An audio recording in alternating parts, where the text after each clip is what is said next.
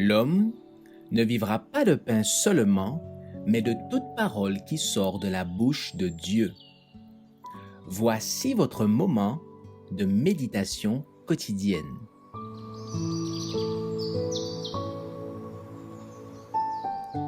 Maranatha. Le 1er avril. La plus grande mission du monde. Allez, par tout le monde, et prêchez la bonne nouvelle à toute la création. Marc 16, verset 15. Allez par tout le monde, et prêchez la bonne nouvelle à toute la création. C'est l'ordre de Christ à ses disciples.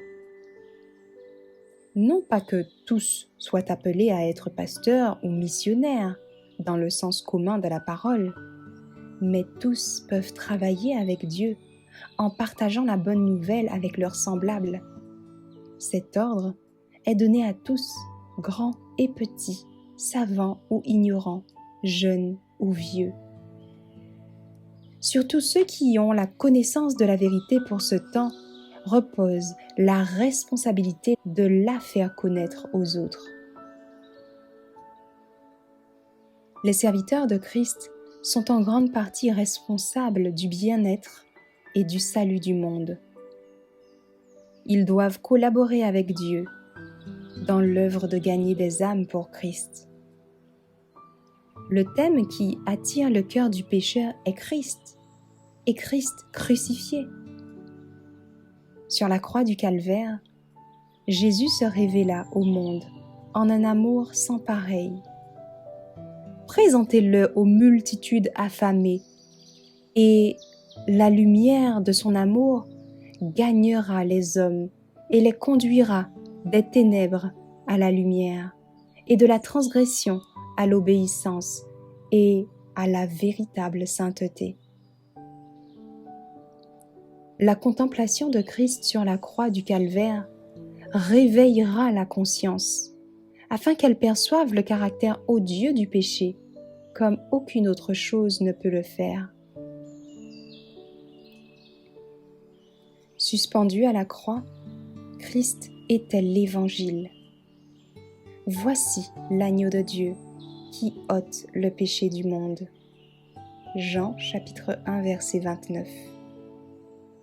Nos membres d'Église ne maintiendront-ils pas leurs yeux fixés sur un Sauveur crucifié et ressuscité, en qui se place leur espérance de vie éternelle?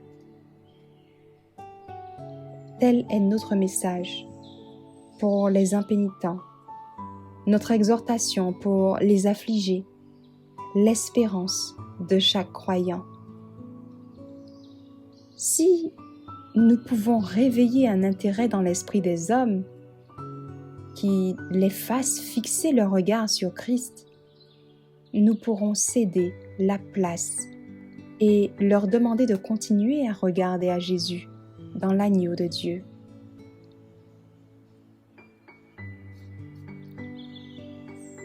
Celui dont les yeux sont posés sur Jésus abandonnera tout. Son égoïsme mourra.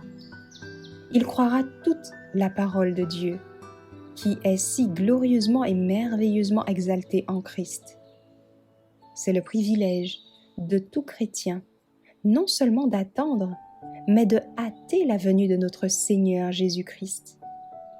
Si tous ceux qui professent son nom portaient des fruits pour sa gloire, la semence de l'Évangile serait rapidement semée dans le monde, et Christ viendrait recueillir le précieux grain. Merci d'avoir écouté cette présentation.